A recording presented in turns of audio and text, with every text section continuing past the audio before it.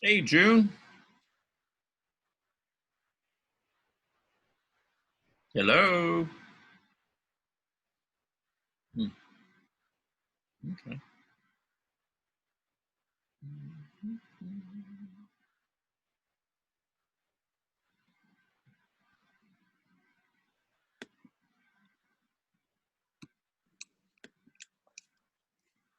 How's everybody doing?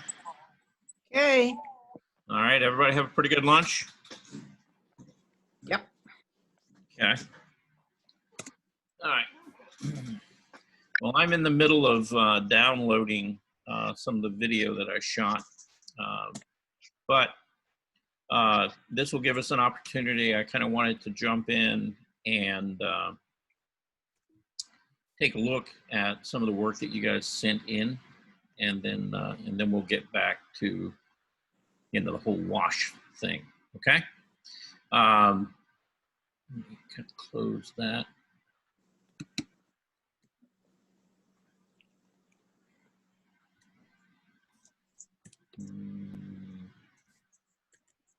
Maybe I closed the wrong thing. I don't know. Anyway, okay. So let's see. Screen share. We'll figure it out here in a minute. Do you want to? Oh, probably need to go find that. Hang on 1 minute, please. Do you want to continue exporting? Yes, continue.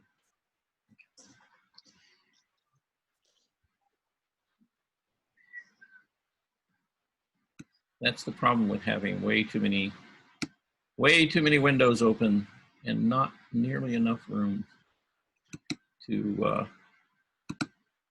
I probably need like two monitors, like two big monitors here, so I could keep different windows open at the same time. Anyway, so let's start sharing. I'll give you a monitor. You will? Yeah, I got lots of them. Yeah. How big you want? Oh, big enough. Okay, 32 inch. Yeah, like I said, two of them, Well, I got one just 32 inch. Yeah. Okay. Can everybody see a paint? It looks like it's kind of drippy and runny and. Looks like trees. Yeah. Kind of like kind of like a tree and sunshine in the corner and stuff like that. Okay. Good. Yeah. Good. We're all on the same page. We need to be. Yay! Yay. Okay, so this was actually Bernice's. I showed this earlier this week, I think. She sent it in at the end of last week. And this is something that she's working on. And she wanted to make some changes and things to it. She didn't tell me exactly what they are. This was the first attempt, and she wasn't really happy with that. But you can kind of see the process. She literally, had lots of paint on there, and it's run off of the paper now onto, I'm assuming another piece of paper or something she had under it. But yeah, she's kind of experimenting with trying to create, different kinds of techniques that she can work with, dripping, spattering, stuff like that. Betty sent in a drawing of this young lady, and she's been working on her for a while now, a couple of weeks, I guess. And I think her intention, and I don't know whether she's here or not. I'm here. Pardon?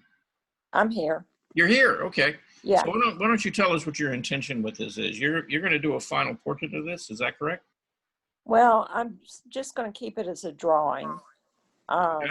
And I sent it in quite a while ago, my original one. Mm-hmm. And I've tried to go back in and soften it and just make it a little better. Just been working on it, trying to get the where the planes change, trying to get that to be a little smoother transition. Right. Okay. And Is this oil? No, no. That's just the photograph. Yeah, this is the photograph. That's the original photograph. Yeah. Okay.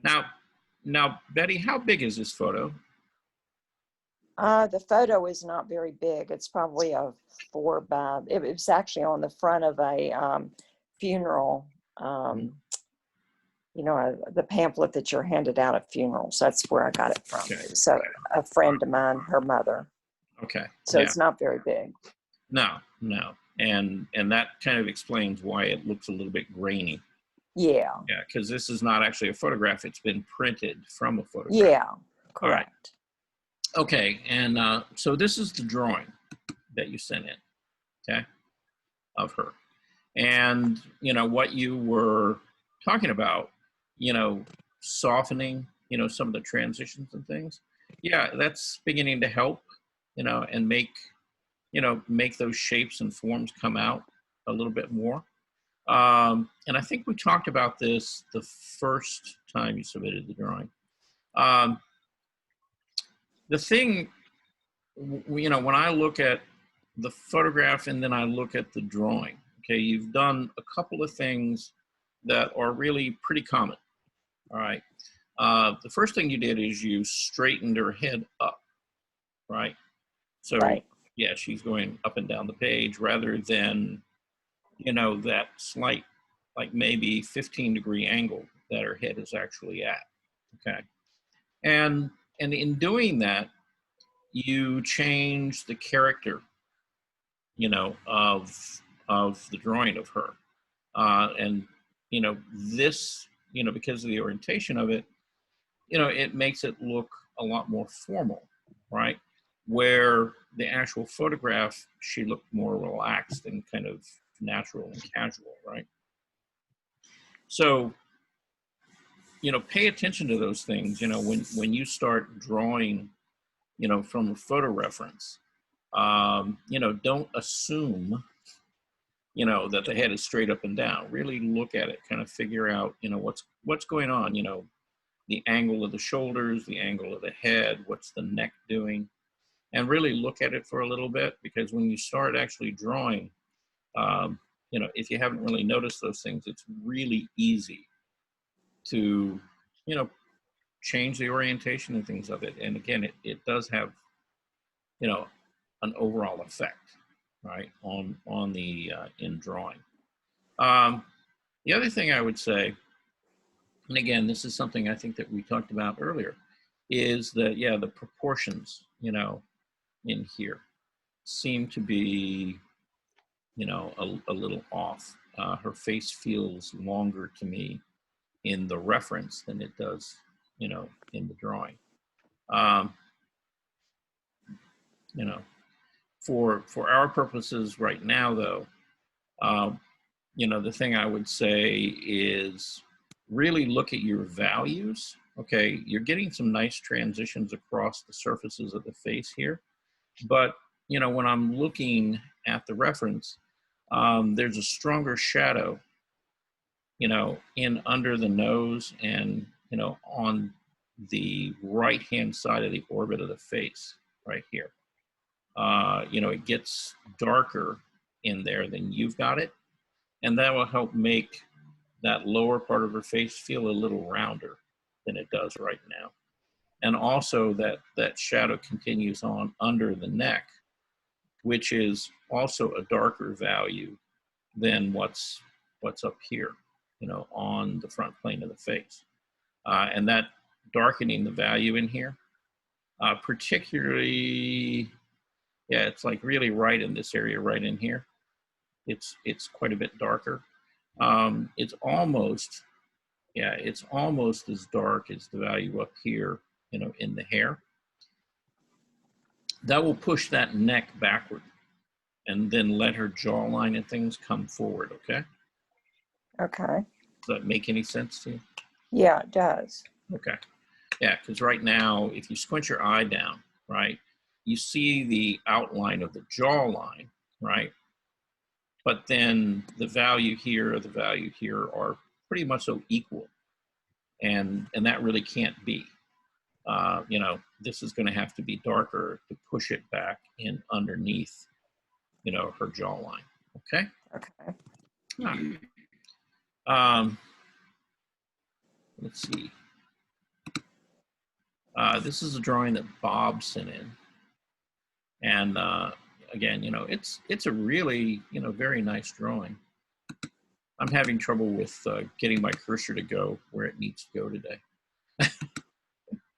So, and this is, he had sent this in, and when he originally sent it in, it was cropped. And Yes. so he photographed it, and sent us the bigger picture. So before, it was kind of cropped off about right here and about, like maybe right about there.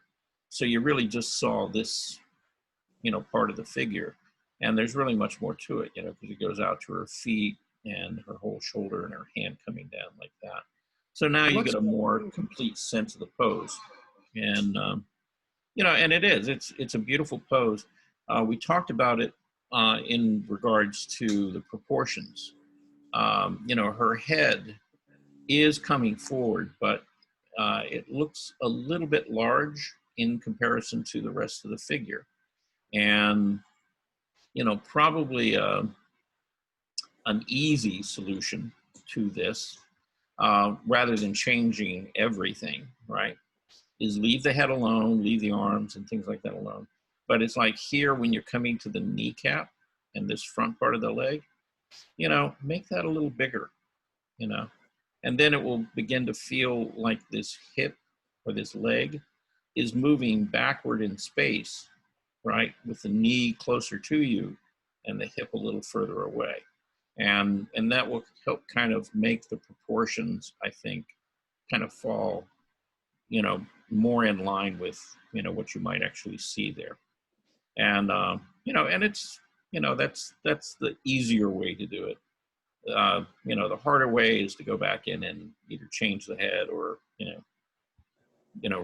redraw the body, and expand the size of it a little bit. But, I think you could probably, get away with just, making that knee larger, so that that leg moved kind of backward at an angle in space.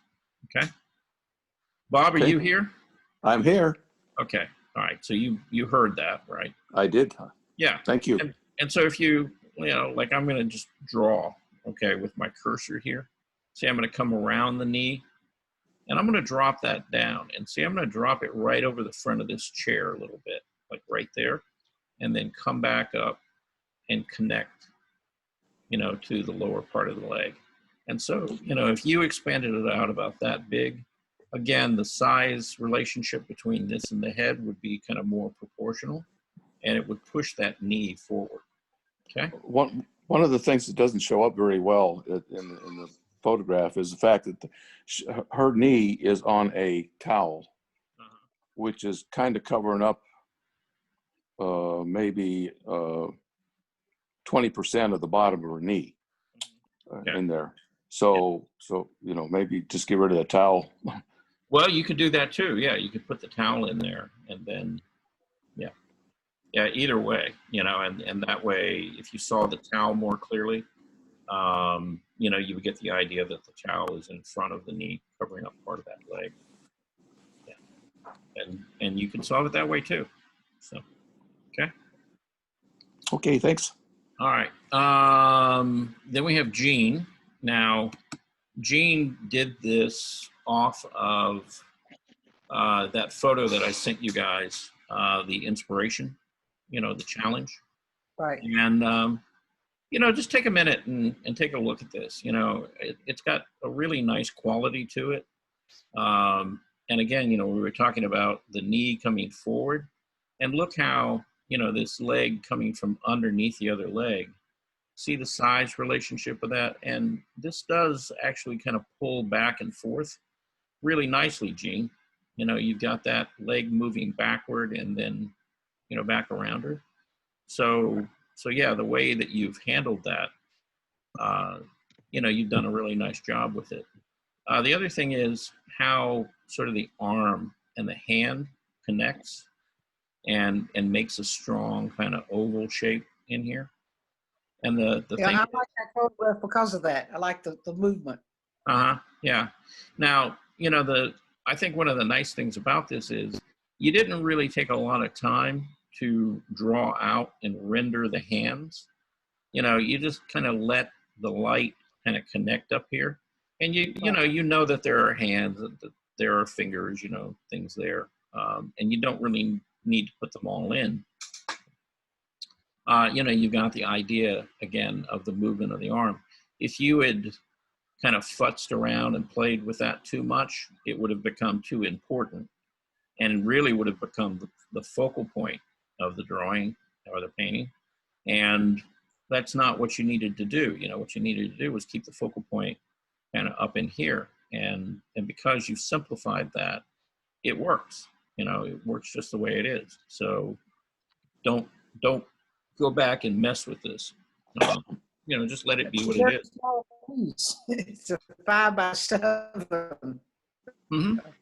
But that's the reason I like that. I like the movement. And when I did it, I was going to do a bigger one, use that for the first, but I don't think I could have enjoyed it more. I like it more like this. And that's the reason I didn't go back over it. Yeah. Well, I wouldn't do go a back. bigger one. Yeah, I wouldn't go back over this. Okay. No, But since this is like about a 5 by 7, right. do about 3 more. Okay. Do about 3 more, the same composition. If you want to play with composition a little bit, you could, but do about 3 more, and then play with different color and different contrast. Make like a softer background and more color in the figure, right? Or, maybe you have another one that has cooler temperatures in the background and the warmer temperatures are in the skin tones, right? Play around with it a little bit and get you a couple different versions to look at, and then decide to do a bigger piece, right? When you found something that, really is appealing to you, with these little studies, okay? Charles, I have a question for Jean. Yeah. Hi, Jean. Is that oil or acrylic? That is watercolor. Yeah, watercolor. Oh, beautiful. That's watercolor. Splashed on, trying to be loose with it. I like the action of it. That's the reason I hate to try and duplicate it, because I won't enjoy it as much looking at it or playing with it, I don't think. But I may try a couple more smaller ones and just for the color of it. Right. Yeah. It's very nice, Jean. Thank you. Yeah, and when you do those, make sure to share them with the class, and that way, we can kind of take a look at them and see what the differences are. Okay. Right. Yeah. Okay. Thank you. Yeah, those are always, Very nice. Very nice. good things to, just experiment. Experiment with color. Experiment with contrast, composition, things like that. Okay. This is a drawing that she had done, and do you know who this gentleman is? I have no idea. I was in an art museum in Florida. Uh-huh. And it was a photograph, an old photograph, and it was like in maybe what you would call a sepia photograph. Probably one of those from the early. But I haven't gone back and corrected I know you told me that it's the upper part of the head, and I see that it's too small for the lower part. It needs to be extended out on when you're looking at it to the left. Yeah. Here's the original. Yes, it needs to be more up at the top on I guess my left side over there. Yeah. It's too small. Yeah, just looking at this gentleman, and some of That the. was a correction. I hadn't been.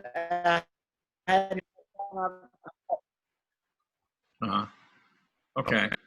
Anyway, just looking at this fellow and looking at some of the bead silver work and stuff that Right.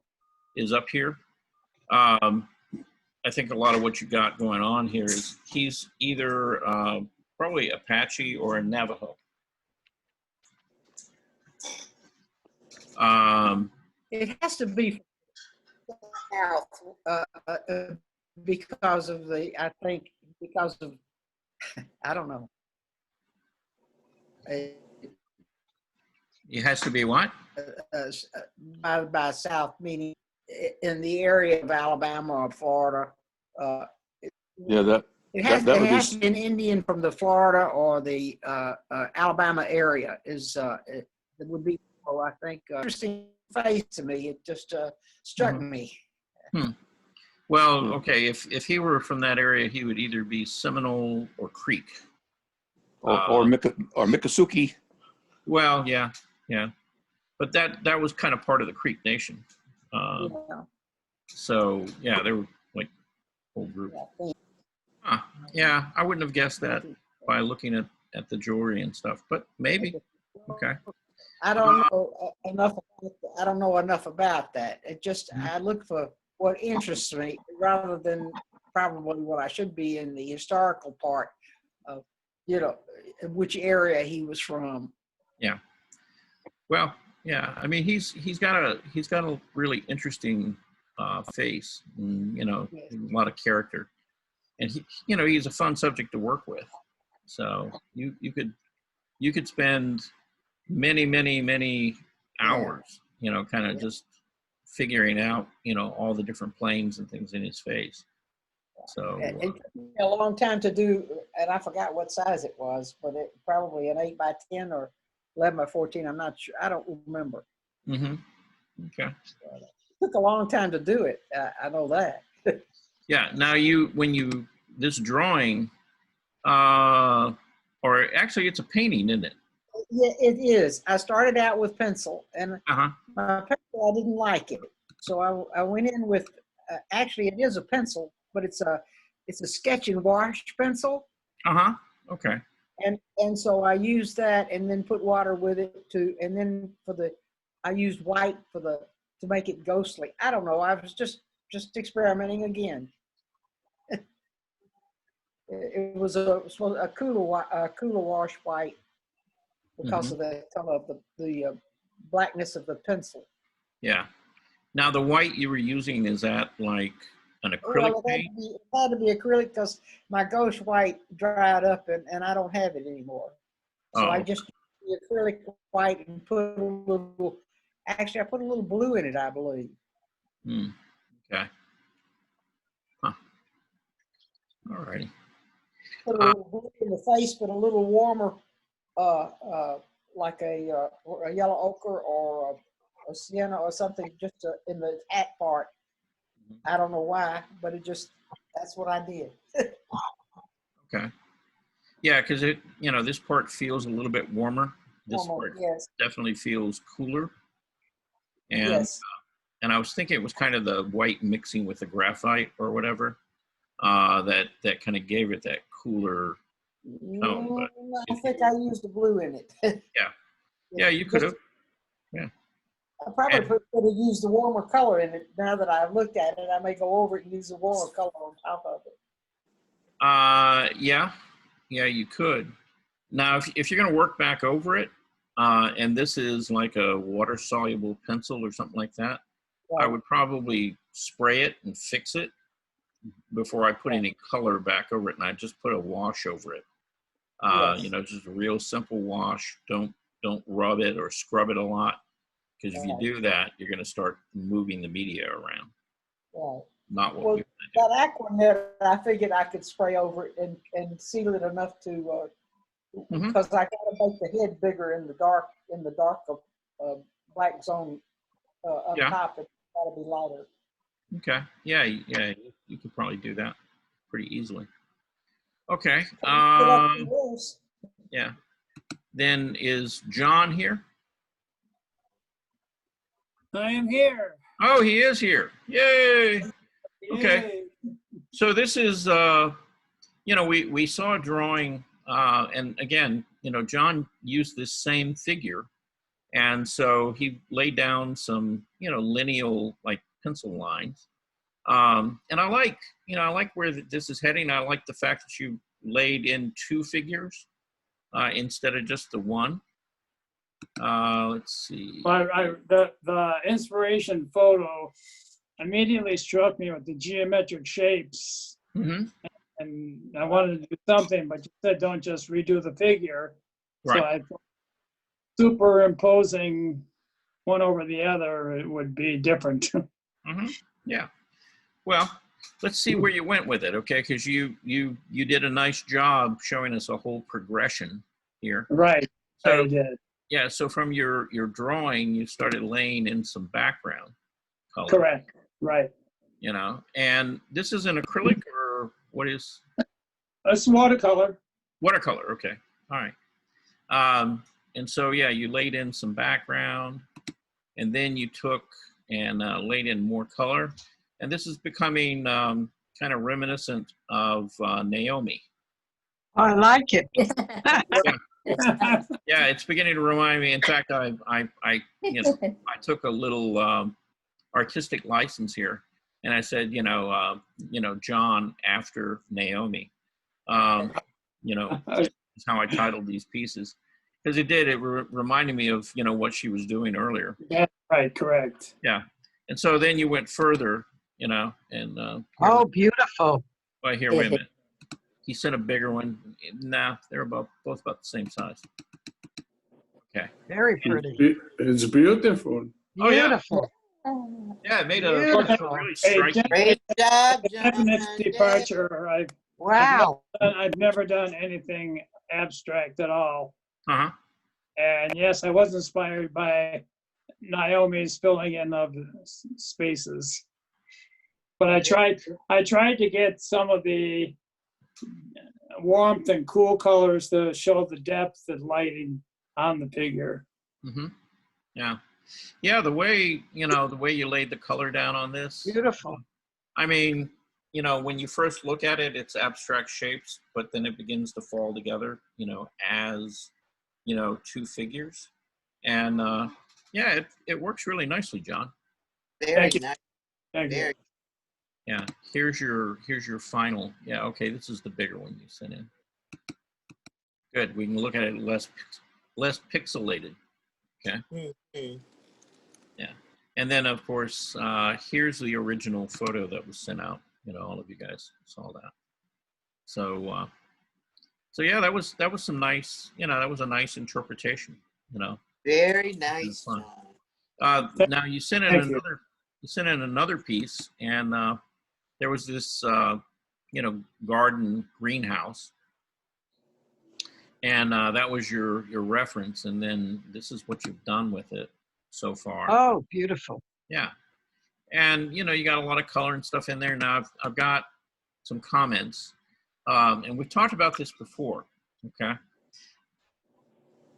I really struggled with this on proportion and angles and depth. Yeah. Well, It came out nice. yeah, the main thing for me is, and this is watercolor as well. Is that correct? Yes, correct. Okay. When I'm looking at this, I probably would have handled it a little bit differently, in the sense that, let's go back and look at the original. Okay. You see all these pinks and yellows and things like that. Right. I probably would have, and particularly back in here, just simplify them down to simple shapes. Okay. And then when you get up here, then you can kind of make smaller, more individual shapes. Right. But back here, I would have just kind of kept them, rather than a lot of little kind of spots and stuff, just very kind of simple shapes, right? And that would have pushed this area back a little bit further. The other Right. thing is the green and the intensity of the green in these trees, versus up here and in the middle ground, they're all about the same. And so, I would, when I look at the original, what I see is something that's much darker up here and much more muted. And then in the middle ground, again, it's not as intense in here as it is in the foreground right here.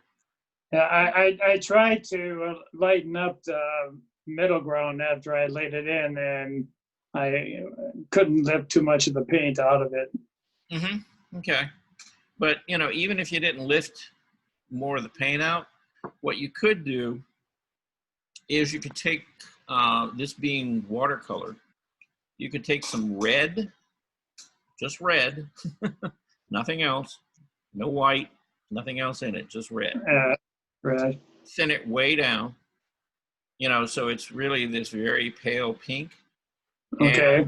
And I would just wash over, this whole grass area and even up here in the garden a little bit, all the way up into, the trees. And what's going to happen, because the red is complementary color to green, they're going to more or less cancel each other out, right? In other words, you're going to start muting and graying that green down. Now, if you do as I recommend, which is to really thin that red down, so it's just really kind of this pinky color, then you can do that several times, put it down, let it dry, come back, maybe hit it again. And you can begin to push those back. And then as you begin to push, all of this back, all this area right here is going to start moving forward. Okay. But if I go over it, won't it distort the shapes? If you use a big broad brush, right, and all you do is you just put the like one paint stroke, just kind of put it down there and leave it alone, and you don't go back and mess with it. Okay. It shouldn't disturb what's underneath it. Okay. Okay. So all it will do is soak into it, and it might soften it just a little bit, but probably not a lot. What kind of a red? Like a warmer crimson or? No, I would probably use something a little more orangey sort of red. Vermilion? Yeah. Well, I'll say what? A vermilion? Yeah, you could use something like that. Yeah. Again, just real thin. Don't go crazy with it. And just hit it a couple of times. But like I said, let it like really thoroughly dry in between every layer you put down. Again, because if you go back in while it's still wet or it's softened up that paint underneath, then when you go back in the next time, it's just going to move it around. Okay. So you really only got like one shot at it, and then you got to leave it alone. Walk away from it, let it dry thoroughly, and then come back and do it again. Well, I still have it taped all around on my board because it did a little more work. Yeah. Well, and that's fine. I mean, at least that way, it'll stay flat and stretched for you. Right. Shouldn't have a problem with it. Okay. But I'm using the Stratford 140 cold press. Okay. Yeah. And that's a 10 by 14. Okay. Yeah. Yeah. That's really, pretty good paper. So, we have June here. Okay. Who did this lovely drawing? Who is this, June? This is my church friends. Oh, okay. This is a friend of yours from church? Yes. Okay. Yeah. Yeah, she's, you've got a nice expression on her face, and yeah, it's a nice drawing. Okay. Thank you. And then somebody is in a scooter. Me. That's you? Yes. Okay. Is that you in your scooter? Just study. Yeah. So okay. The scooters is my best friends. When I travel, I always take it with me. I can go anywhere. Okay. So I try drawing this for you give us the homework project. Okay. All right. And evidently you've gone to Argentina? I do. Okay. Before the virus spread out. Okay. The whole other world. All right. You and your scooter, and away you go. Yeah. Okay. What's your name? Your suggestion is about the layout. It's okay like that? Yeah, I would, okay. If you want to start talking about the composition of it, The Yes. composition is pretty good. You know, I mean, you got some nice, interesting shapes here, you know, running back here. So you got, you know, a big shape for the water. You've got this dock or whatever running into, you know, kind of a triangle shape coming into the composition. You know, your sky up here isn't flat all the way across. You know, you've got an interesting shape here with the trees and the hills. So you've broken up the space very nicely. Okay. You know, the only thing I would kind of comment on, and I'm just kind of looking at this. Yeah. Okay. Is that you put you right dead center. Okay. Yeah. Okay. Now, my suggestion would be rather than putting yourself right dead center, right? I would move you back a little bit to maybe about, you know, where if your head's here now, Okay. you move the whole thing back here, right? Yeah. And the reason I would do that is for this reason, okay? You're in a scooter, right? Yeah. Okay, and which way are you moving? Which direction are you going? That way, right? Yeah, that way. Yeah. Okay, and so by taking you out of the center, see, it's like you're coming into the picture, right? And then the expectation is you're going to keep going, right? Okay. And so what it does is it breaks up the composition where it's not balanced, right? There's not as much on the left as there is on the right. And so that implies movement, okay? Right. Okay. And so that's, you know, that's really if I were going to change something, you know, in this layout, that's the thing I would change is I would just move myself back over here a little bit. Okay. Not way over here. I did it. I think I sent another one. I already started first step for the painting, big one. Yeah. Yeah. I did it. Yeah, this one right here. Yeah. Yeah. Now you see where you are here? Yeah. You are further back. Yeah. Okay. So you're not right in the center. And yes. And see, so that kind of works better. Okay. Okay. Yeah. Okay. Thank you. All right.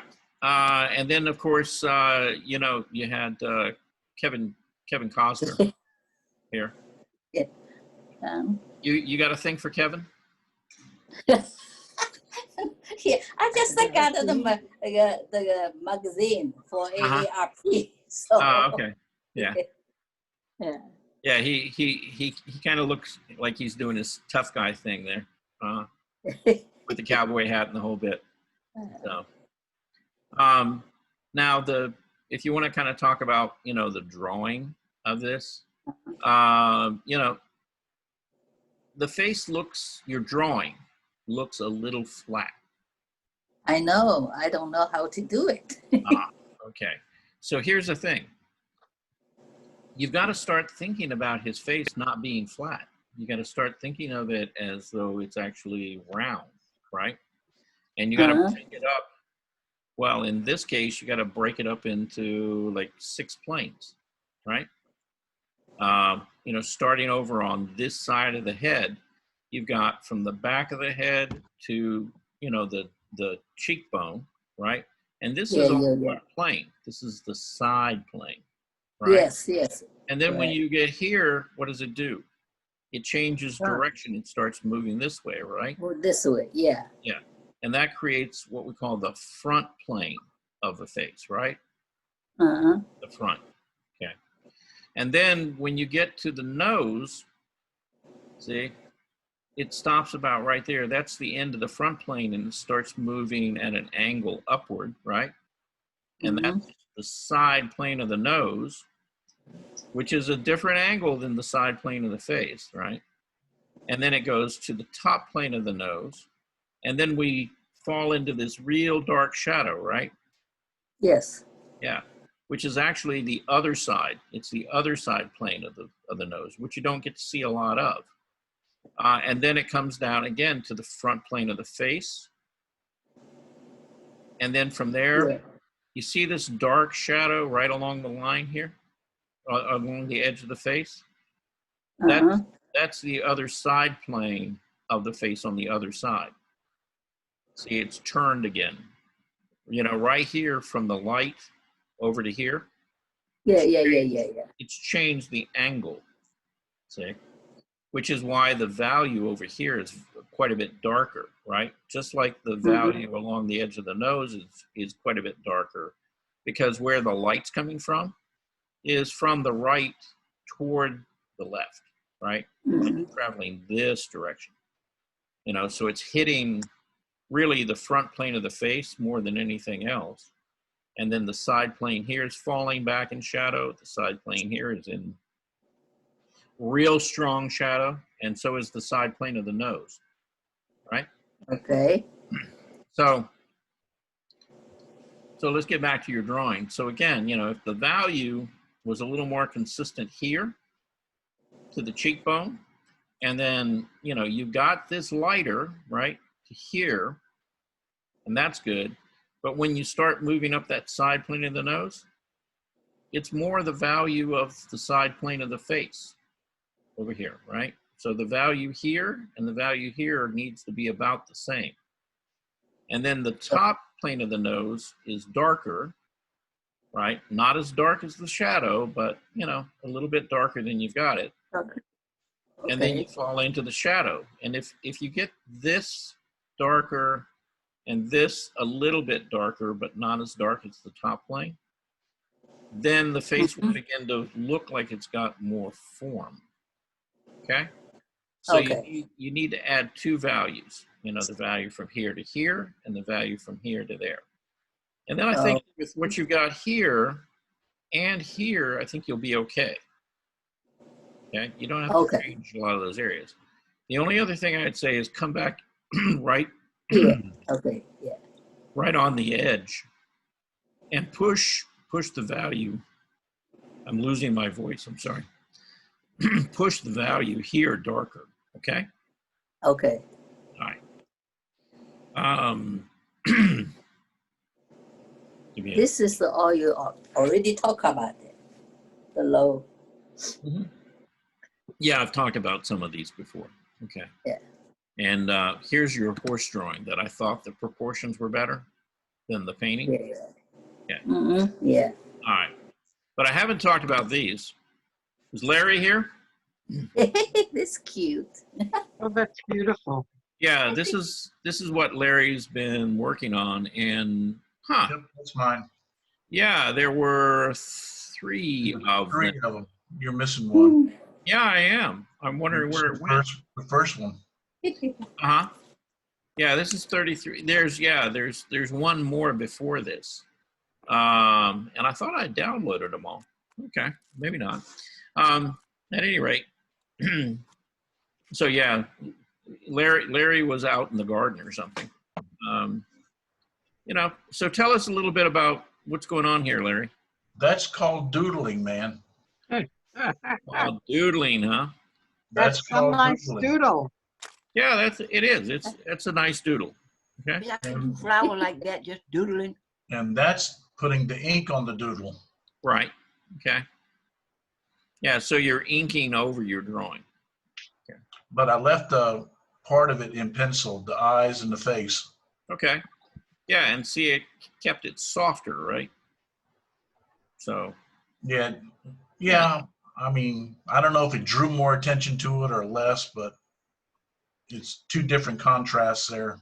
Yeah, well, you've got hard, sharp edges all back up through here, you know, and it's more of a texture. And then, you know, the softness here kind of draws you, you know, to her face.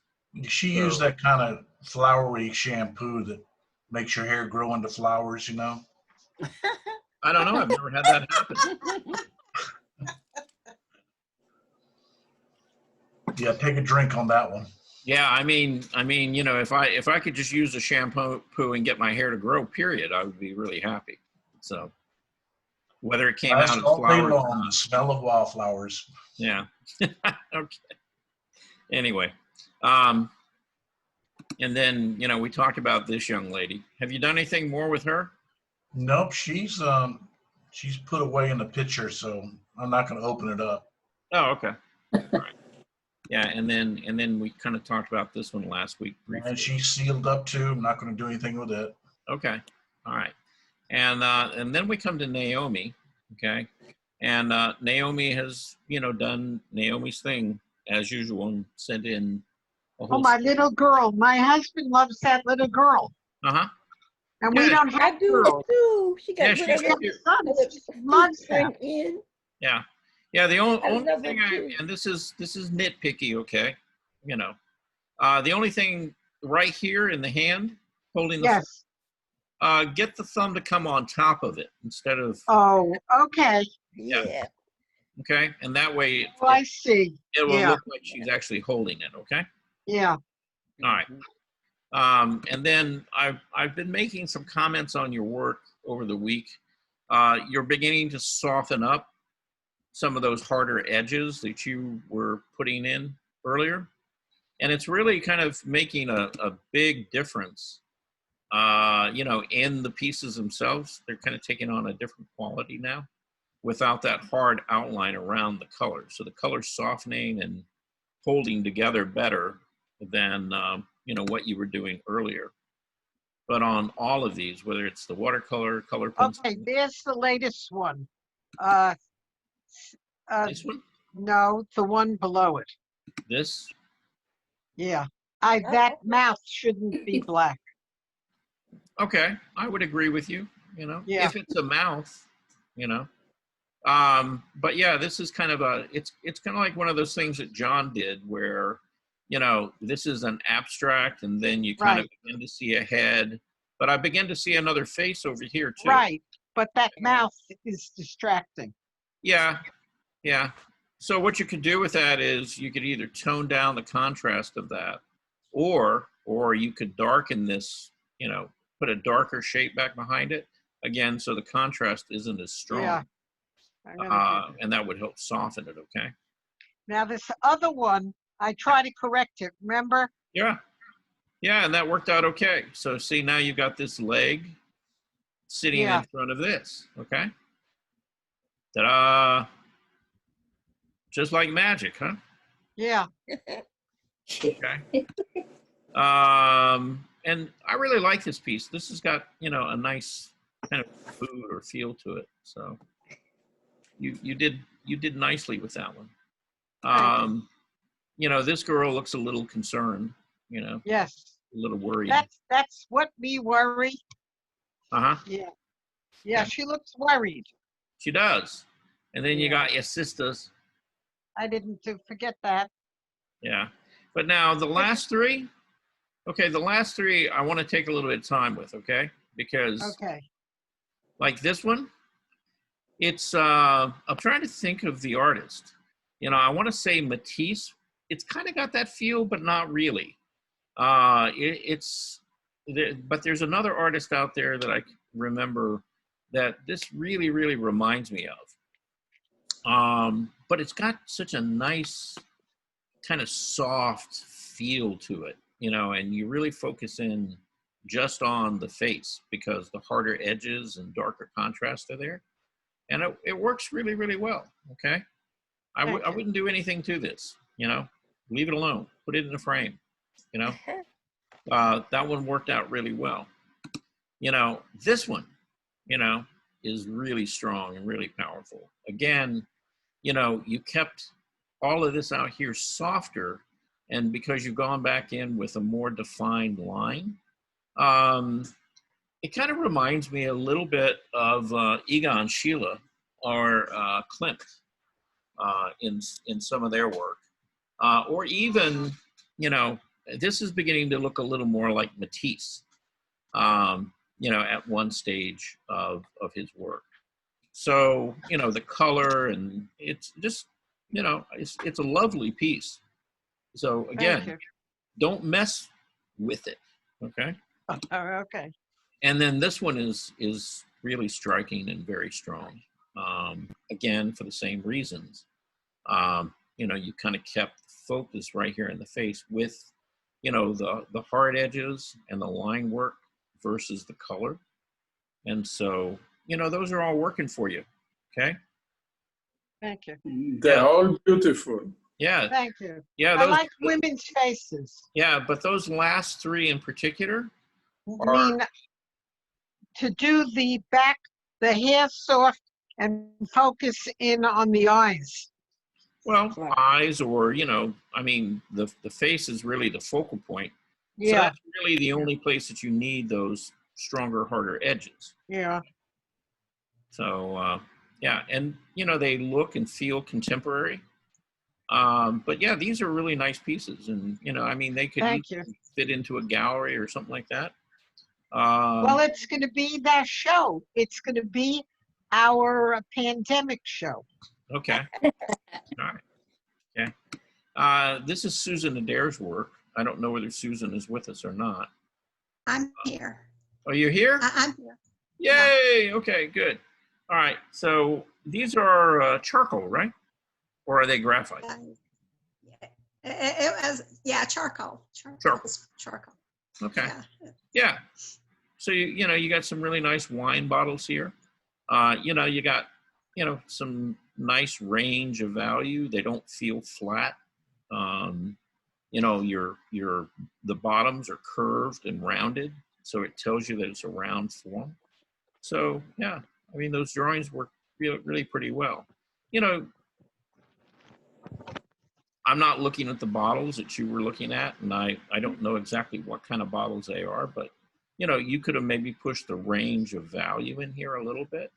You know, and that's, you know, that would be my only comment as far as, you know, maybe how you improve the drawing a little bit.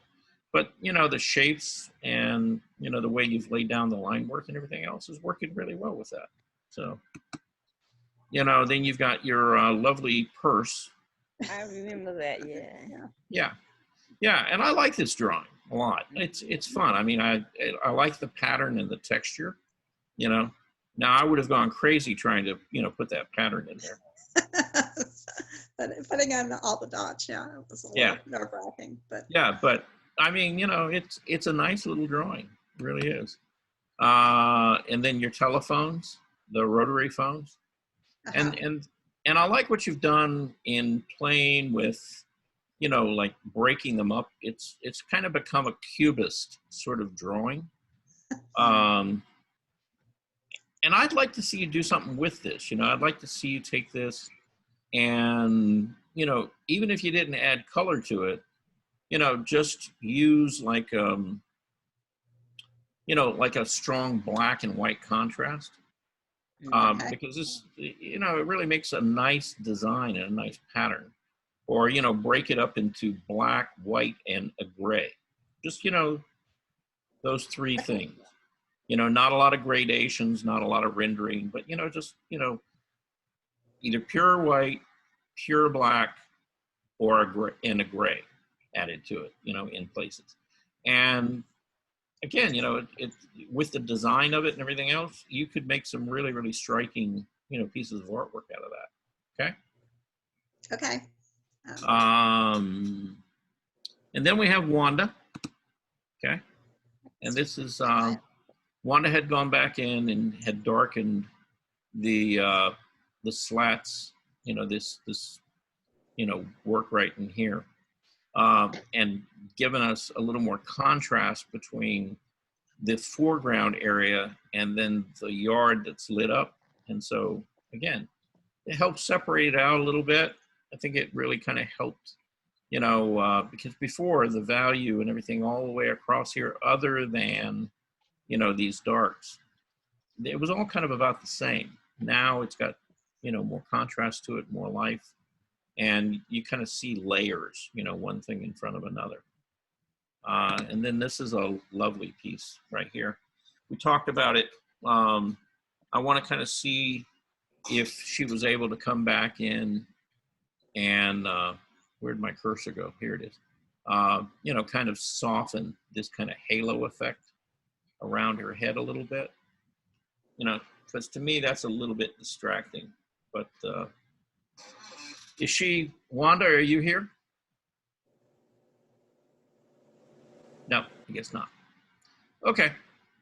So let's see, how are we doing time-wise? Oop, we don't have a lot of time, but all right. Here, let me close this.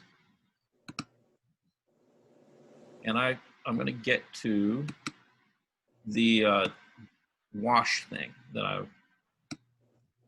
Did you get a piece for me, a 5x7 watercolor, and then I went over it with acrylic? Did you get it? I sent it.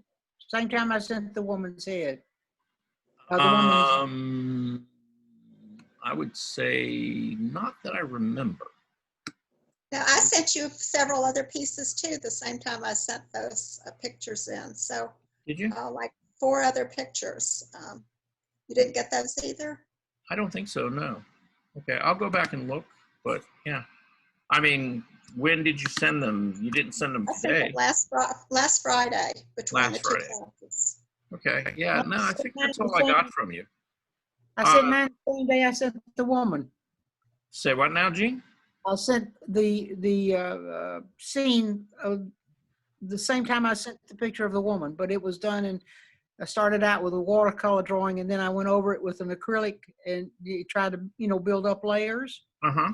You didn't get that, nor the piece that I did, an 11x14 piece, a little bit bigger. Huh. Okay. No, I don't really remember getting it, but why don't you resend it, okay? Okay. And I'll try to pull it and get it out, for Monday or, next Friday. Well, if it's a wash, it would be kind of either Monday or Wednesday, okay? Go be yours. All right. We'll see yours. All right. So, all right, we're gonna run overtime. Boy, that never happens, does it? Never happens. Yeah. Anyway, yeah, we're gonna run overtime a little bit, but I'm gonna kind of show you. I'm gonna do a short video, but also I'm gonna do. I'm just gonna kind of step you through things here with some photos. Okay. Okay.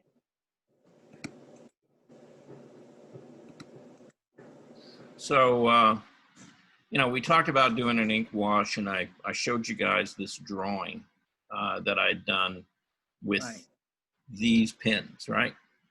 So, there's the setup. I got my table, I got my water, I got a paint tray, I've got the ink out, I've got some extra brushes if I need them. And there's these are the pins that I was using. And these are called a brush pin.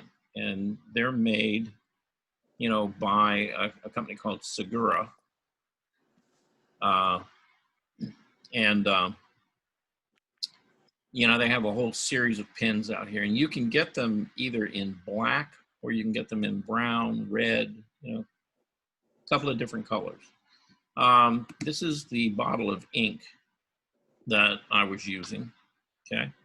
And again, this is a really old bottle of ink, but any kind of brown, if you want to work in brown, or you could use India ink, any kind of permanent ink. And now you actually have choices. If you go, they have what they call acrylic inks, and those work pretty well as well. Again, because they're permanent, they're not like watercolor that's going to move around on you, when you work back over them. And what I was working on is I was working on this Strathmore watercolor cold press paper. And if you notice, here at the bottom, it's 140 pounds, okay, was the weight of it. And it's not a smooth paper, it's got a little bit of tooth to it, okay. So again, there's the original drawing, and I started laying in a little bit of value and tone, with that ink wash. And, before I photographed it, and I should have not done that before I did it. But here's where I ended, okay? And this is not finished, okay? But again, this is with some of these ink washes laid in on top of it, okay? Now notice, see, the outline didn't go anywhere. It's still there, the whole drawing. But it's just a matter of now I can build up value, layer by layer. And so I'm gonna play I've got 2 videos you know, because I had to let the paper dry. But what I'm going to do is I'm going to share the first one with you, and then maybe on Monday we'll watch the second one. Okay. Let's see. Oh, okay.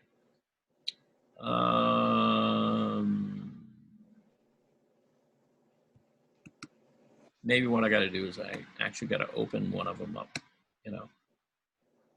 Let's try that. Get a window. That color brown was very pretty. Look like metallic. Yeah, I like that. Okay. Yeah, very warm. All right, let's try the share thing again now that we have that open. You know, one of these days I'm going to get this down. Keep practicing. All right. Okay, so there we go. Okay.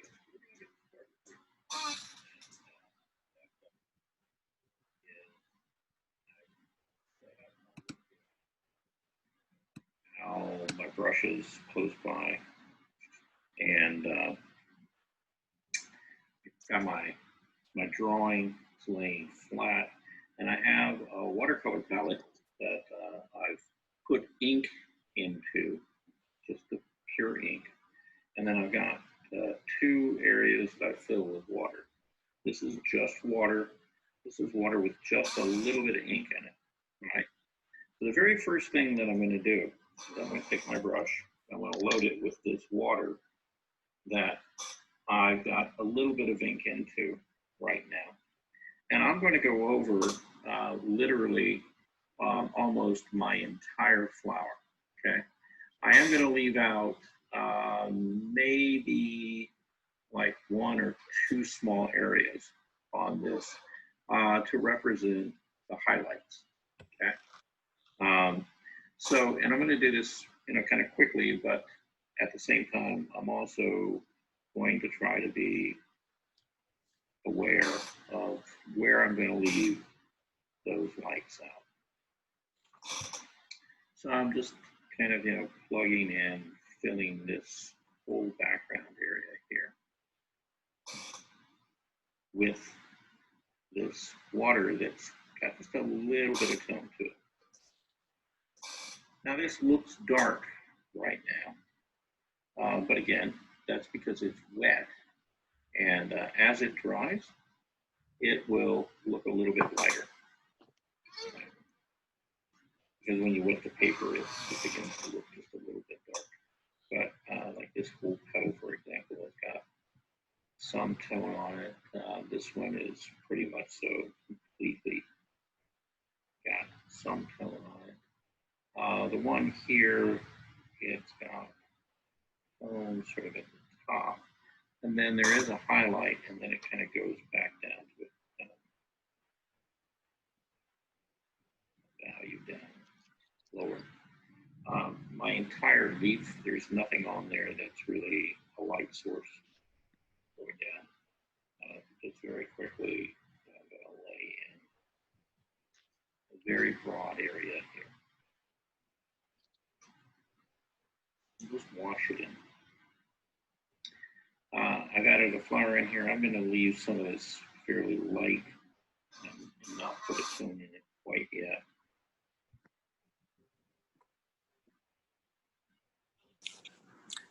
And then this whole lower section, pretty much I'm going to cover with some kind of tone, you know, no highlight.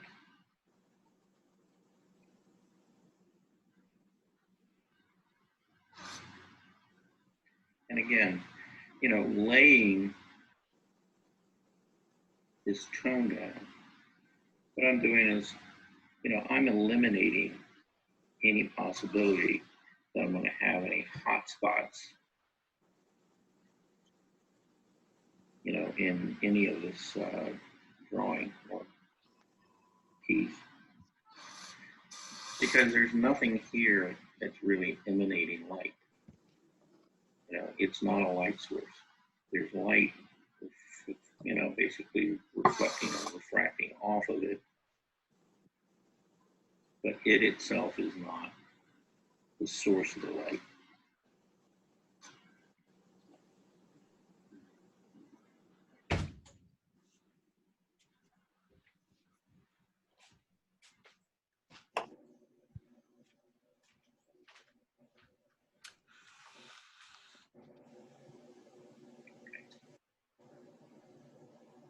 Now that I've got, my kind of entire shape there, filled in, I'm gonna go ahead and let that tone run outside of my shape as well. Again, because my background isn't the light source. Maybe I'll put a little tone toward the bottom for right now and leave the top as it is. I'm not worried about, covering every square inch of this, at this point. I'm just kind of laying it kind of loosely.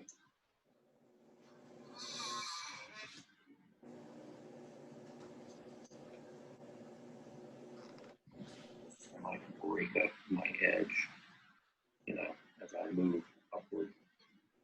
Just let it kind of feather out.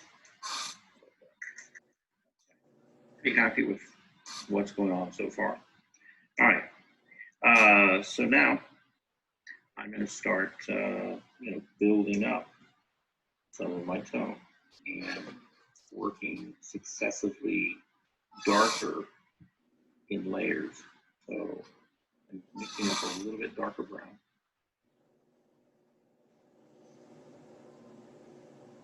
And I'm going to come back in like on the shadow side of my flower. And again, just real kind of loosely. And the paper is wet, so the ink is, kind of diffusing as I'm laying it down. I'm okay with that. It's fine.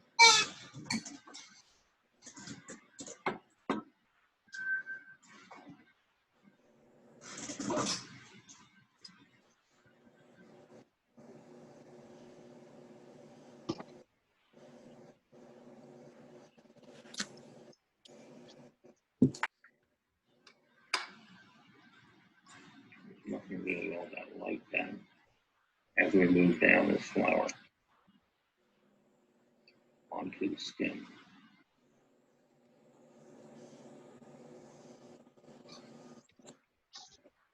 The skin itself,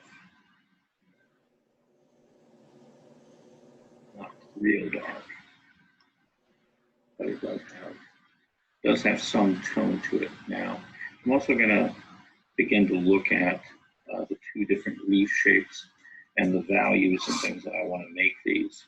And I'm going to go ahead and make this darker.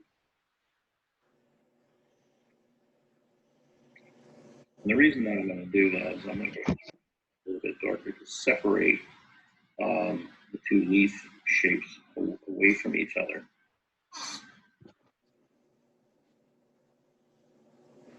And again, this is something I'm not really seeing this because the composition doesn't really exist in the photograph. I took a little artistic license and added this second leaf back here to sort of balance the composition and to make a more pleasing kind of flowing feel to the piece.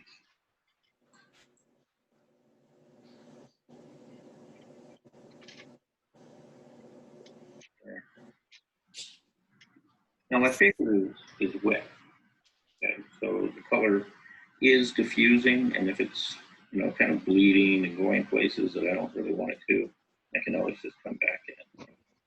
And once I've wiped out my brush and kind of lift out some of that, just like you would with watercolor, you can begin to try to control where the ink flows.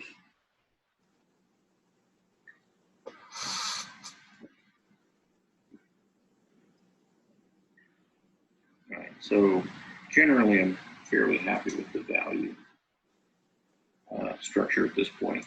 And I'm going to begin out here on this leaf. Just beginning to kind of lay some of that rid texture, which is pretty subtle, but you know, it's I'm gonna try to get a little of that in there to help sort of indicate the fact that, you know, this leaf has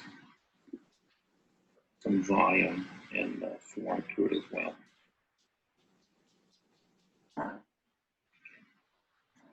Keep going back in, you know, just lifting that back.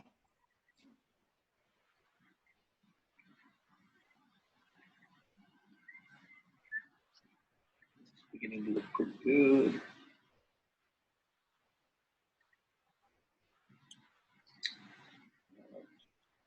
This isn't dry yet, so I'm going to leave it alone. I'm going to get a little more ink into my brush. And yeah, this is all pretty wet. So I'm going to just stop for a minute and let it dry.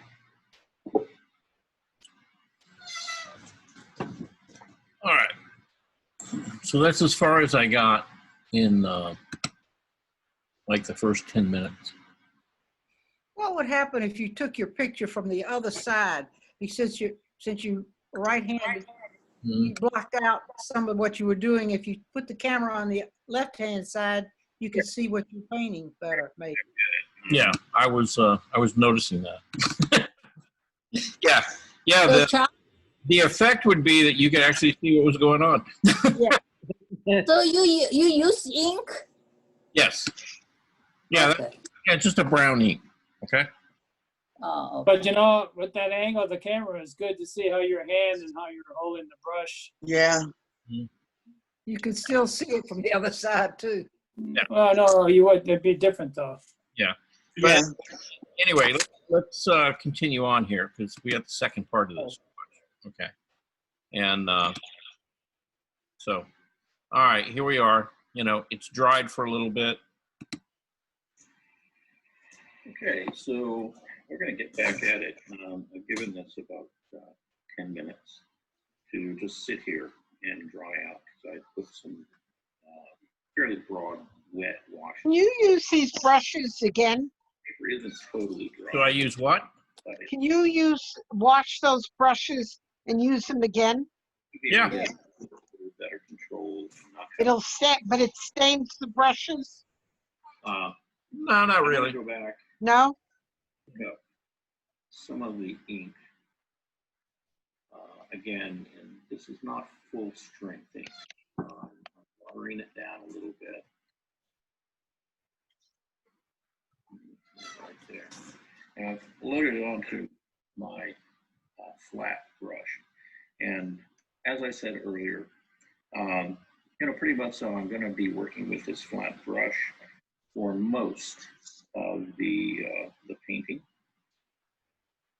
And again, you know, I can use as much of that or as little of it, you know, as I care to. Okay. I don't always have to use, you know, the full width of that brush there. So I'm going to begin to lay in some of these values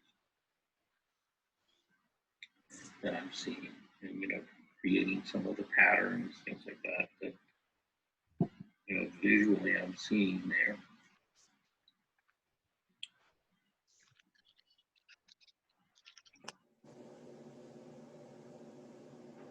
Always keeping in mind that you know, I'm going to be coming back into, you know, pretty much each of these areas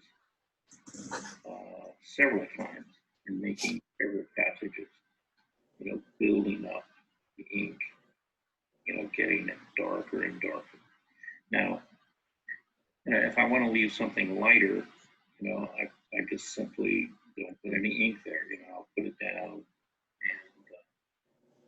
you know, move on to the next area. But you know, those areas that I want to make lighter, again, I'll try to be very careful about, you know, leaving without that passage of ink.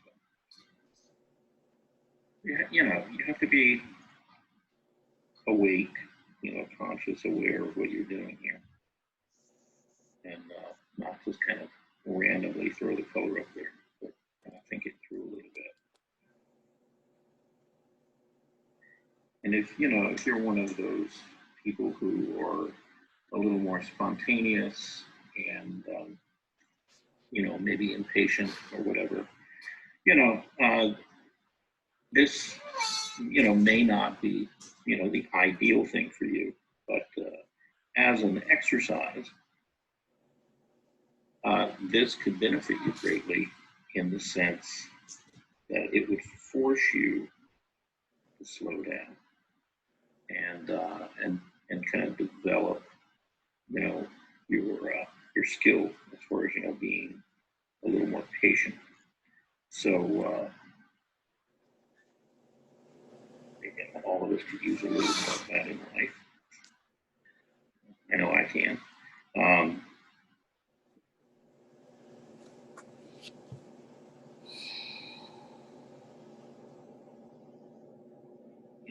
Again, just kind of working slowly, looking at each of those areas, trying to make a determination as to, how light or how dark, I want to keep those. Again, keeping in mind, this is really at the very kind of early stages of all of this, and that what I think is dark right now is probably really not all that dark.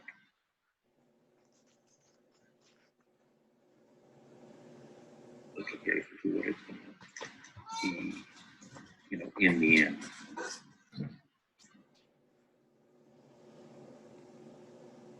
And in some of these cases, going back over and building these values up, you'll notice occasionally that your values will get very similar. And you'll lose some of that, contrast that you had initially when you, first put that color down. But again, keep in mind, this is not, the final passage that you're going to be putting down there.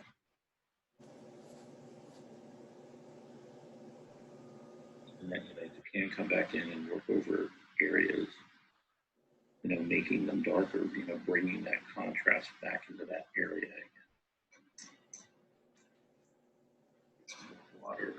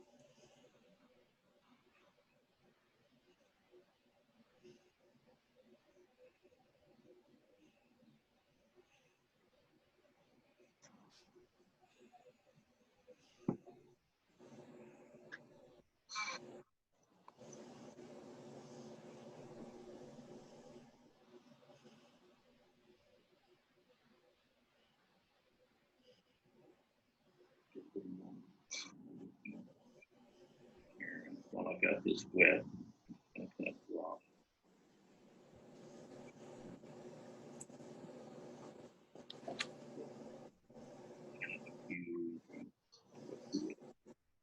Do what it does.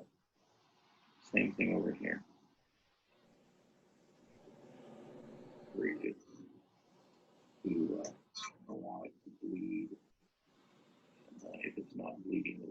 nice. I'm just gonna go back and drop some more. We can give it some place to go.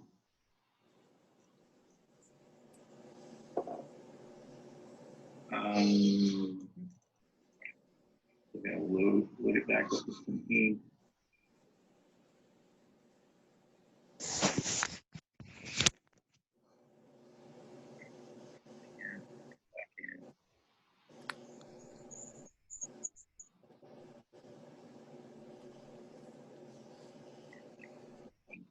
Areas even darker.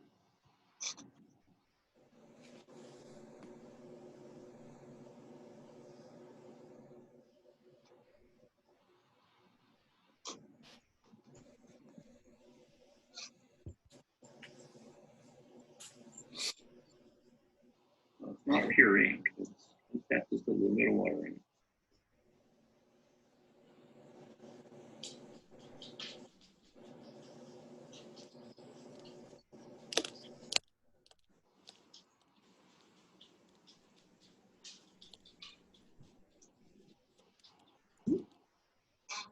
A little control there.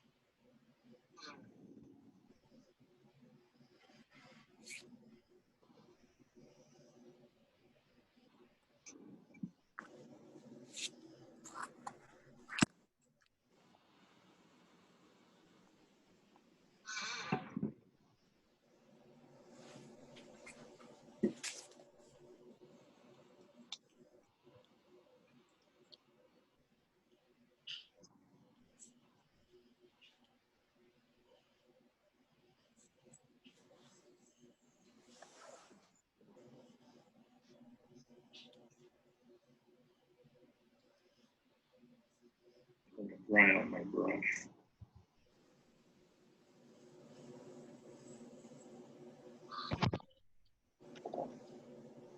Back in that edge is still wet right there. Soften. Create a kind of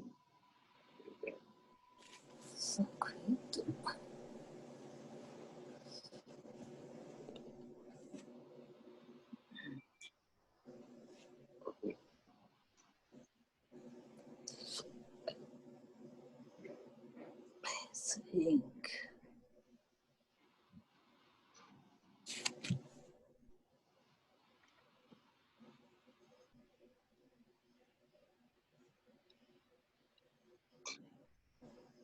Shit.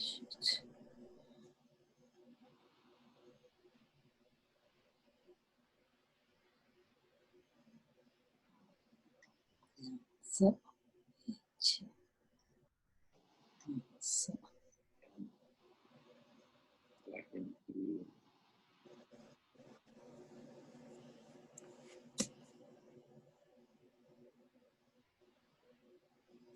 areas. Just keep working them down. A little bit at a time. So you get them where you want them.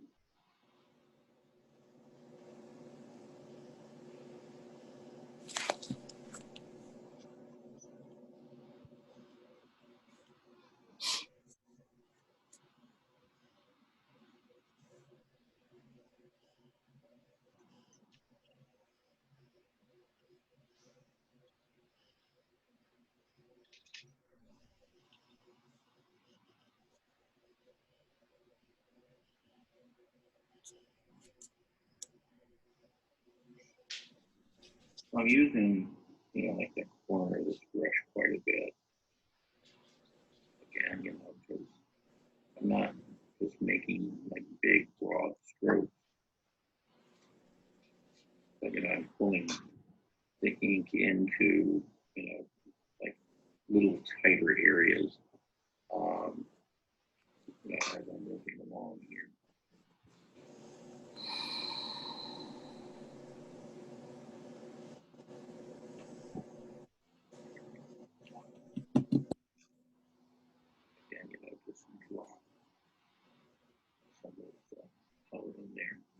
I'm going to dry it out.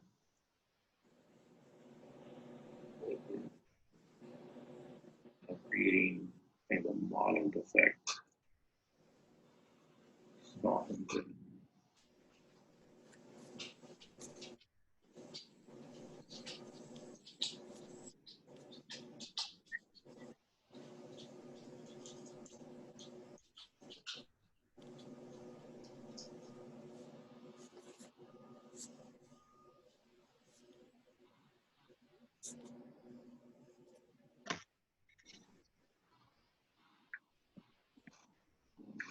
Build a new pile.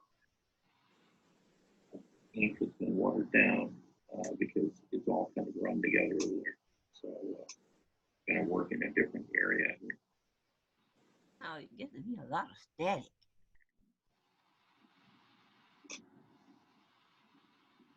As I begin to move along,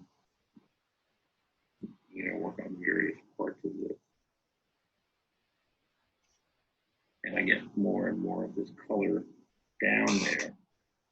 See, I begin to see more of those shapes in the value begin to emerge, both in the drawing, but I also become more aware of them in the pieces. And so, I want to be aware of that, look at it, and kind of see, how that value structure is moving back and forth to more or less, describe the forms and then how the light is reacting on those forms. Really? The third step.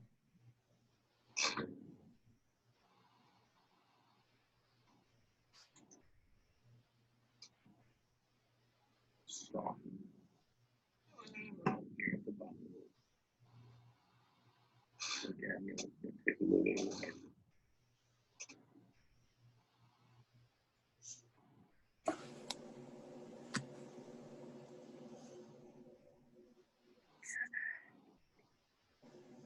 Value of the room a little bit darker, a little bit stronger. Contrast to the main lighter.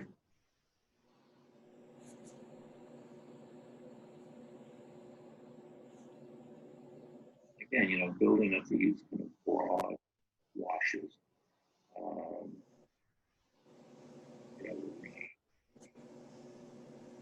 Help you begin to see how you can layer these values over a shape or an object.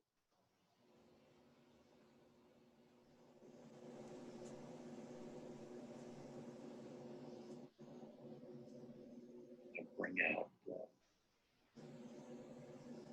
some sense of the form that you're seeing.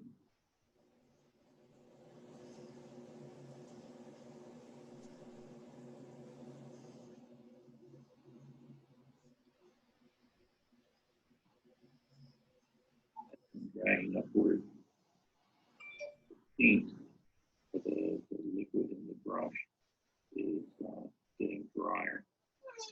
Working on a drier surface. And we're just going to let it kind of feather out. That's what we basically refer to as dry brush. So, I'm pretty happy right now with how this is developing. I'm beginning to get, my value structure set up, and every once in a while, I need to stop and let things dry. I tend to work kind of fast, and I sometimes box myself into a corner because I do work so fast, but I don't give things enough time to go back in and really dry properly.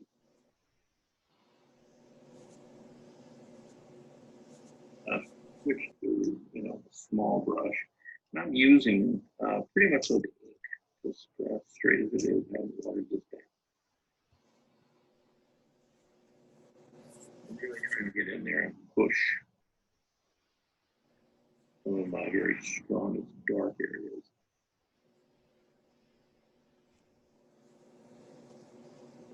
Light coming across the top of that shape. That change the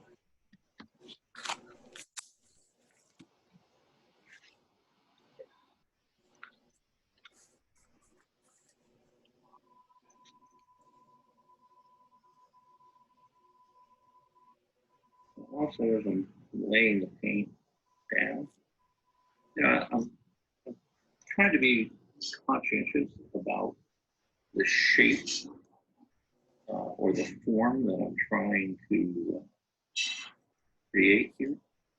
So I'm trying to move the brush, my brush strokes and things in the direction, follow that shape and form. It's just like in painting. Even though this is watercolor and things are kind of wet, you tend to get sort of a remnant trail of, how the brush was, pulled, along the medium. And if you work against that shape or that form, it shows up.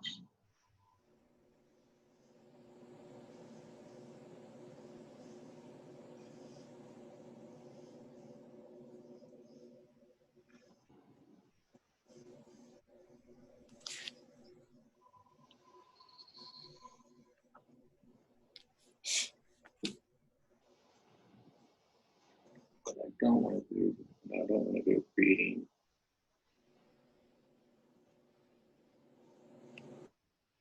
a bunch of shapes that don't really have a description about, the direction that, they're moving.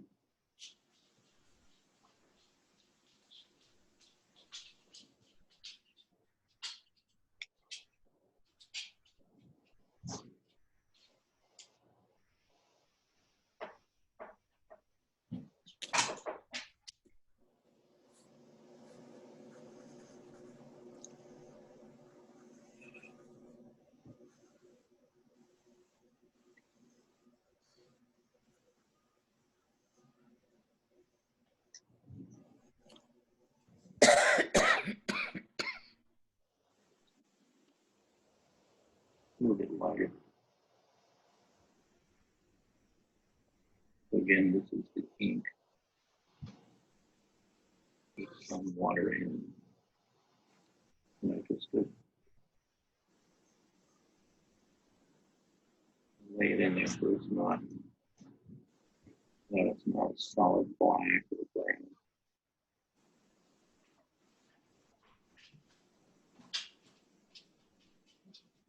Wipe that brush and covering that. I've left just a slight edge right in there, again, to tell you that it's not a perfectly flat form. There's actually a shape in there to be aware of.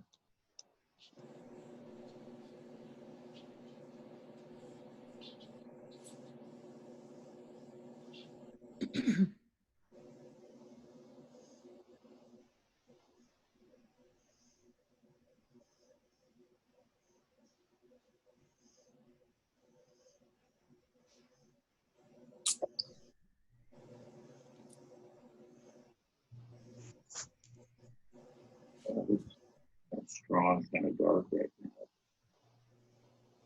Again, as that begins to dry back, my guess is it probably won't be the first or the last time that I visit that area.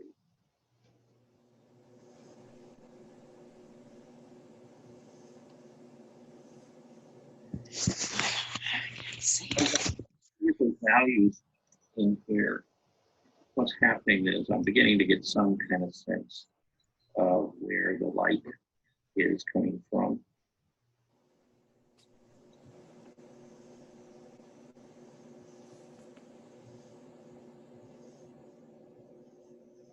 How it's playing on that surface.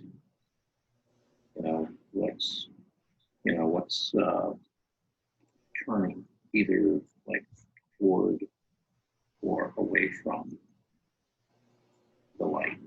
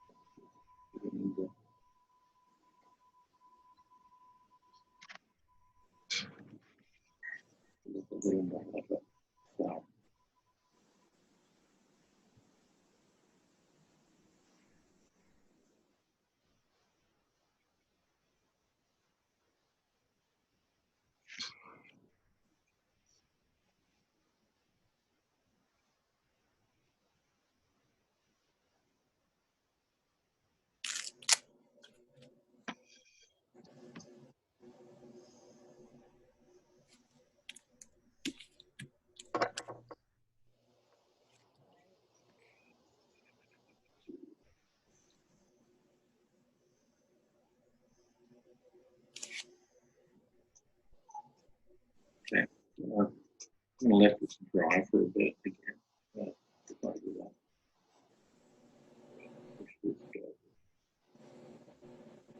one point it was pretty dark and then it dried and it was pretty weak. So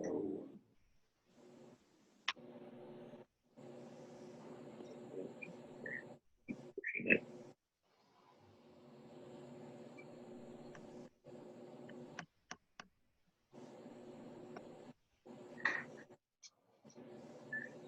Okay, so we'll be back. All right, that was the second part of that. And we haven't gone any further because I ran out of lunchtime. All right. So, I will, I'll continue on with this and I'll record it. And then maybe on Monday or whatever. Yeah, what's your name? Yeah, because you're big hand. Can I ask you a quick question? Sure.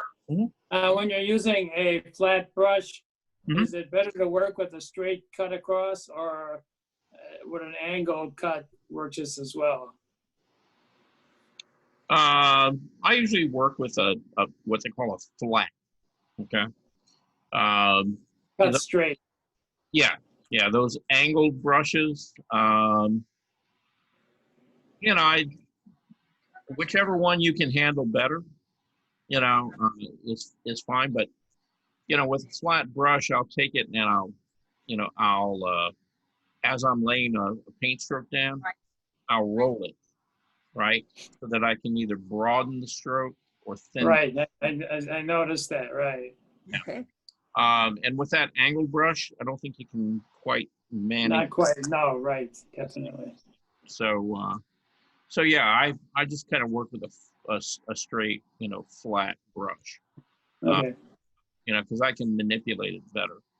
And again, those flat brushes, it's a simple tool, but if you learn how to use it and you can, just adjust your hand, back and forth by rolling it in between your fingers to either broaden the stroke or to bring it down to a point, you got a really effective tool that you can do a lot of stuff with right there. So, you don't need a lot, and sometimes simple is better. All right. Right. All right. So on that happy note, anybody got any questions or anything before we go away? No. All right. Okay. So I hope you guys have a great weekend. You have a good one too. Yeah. Thank you. Yeah. it's- Bye-bye.